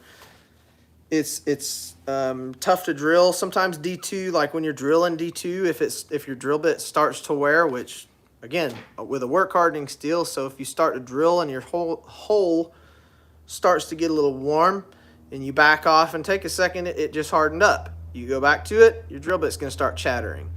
And then it just gets harder and harder as you go. It's just one of those steels that drives me up the damn walls. However, I do think it's a really good steel. I do. There are makers out there. I met a guy last year at Blade Show, Gibson Knives, and he uses nothing but D2 steel. And he swears by it. There's a lot of people out there that swear by it. And I don't disagree that it is amazing as a steel. It's not as good as everything else that is out there. It's just why it has been surpassed by other steels. But it is a really good steel, D2. I just don't like working with it. And that's another reason why you don't see more of it from a lot of other makers, because nobody else likes working with it either. So I guess if you get used to working with it, like a lot of people have issues with Nitro V, AEBL, those kind of things, because they'll warp after you quench them. Stainless steels, specifically those standard stainless ones that I was just talking about, AEBL, they will warp quite a bit after quench. And when I say warp, I mean you can get them down to room temperature and they're gummy. You can bend them and they'll hold that bend. Once they get tempered, then they're stuck in that shape. The first tempering cycle is a transformation cycle. So once they get tempered, they're stuck in that state. My biggest issue with the warpage comes in the cryo, which happens after quench. The shock from going from well above minus 95 to down to minus 95 degrees is enough to warp just about anything. I don't believe in cryo for any ADCR V2. I just don't. I don't feel like it's necessary. I've done cryo for that kind of thing. But anyway, warpage is another big thing. It's just all comes down to preference of what you like to work with, like the D2 with the whole work hardening thing. Every steel has their thing. ADCR V2 likes to warp, but it is an oil quench steel, not a plate quench. It also quenches at a much lower temperature than the stainless steels, which quench at about 1950. When I pull them out of that kiln right there and stick them into aluminum plates, they're at about 1950 degrees, whereas ADCR V2 is about 1530 degrees when it goes into about 110, 120 degree oil. So, but you got to use a fast quench oil. It's all just a preference, but I am not a D2 fan. So anyway, I'm going to just keep on rambling. Here we are, another 5 minutes past when I said I was going to cut it off. I got to get out of here. I'm ready to go home. I appreciate all you guys' support. If you're new here, please hit that. I will do a heat treat live stream. And Jeff, yes, I will absolutely get up there to Chattanooga as soon as possible, and I'll come and see you and your absolutely spectacular facial hair that you have. Guys, if you are new to the channel and you want to see any more of these live streams that I've been blabbing on with, hit that subscribe button. If you want to support Very Good Knife Company, you can find us at verygoodknifeco.com. I'll be doing a drop with all these knives that I just showed today. Everything except for these two and this one right here. Those are orders. But anyway, I appreciate all you guys' support. Thank you very much. My world does not go around without you guys, so I very much appreciate you all being here. Thank you to all my regulars. I just love seeing you guys. I really, truly do. You know, I know you guys. I know for a fact that every time I do a live stream, Steven's going to be there. Zachary's going to be there.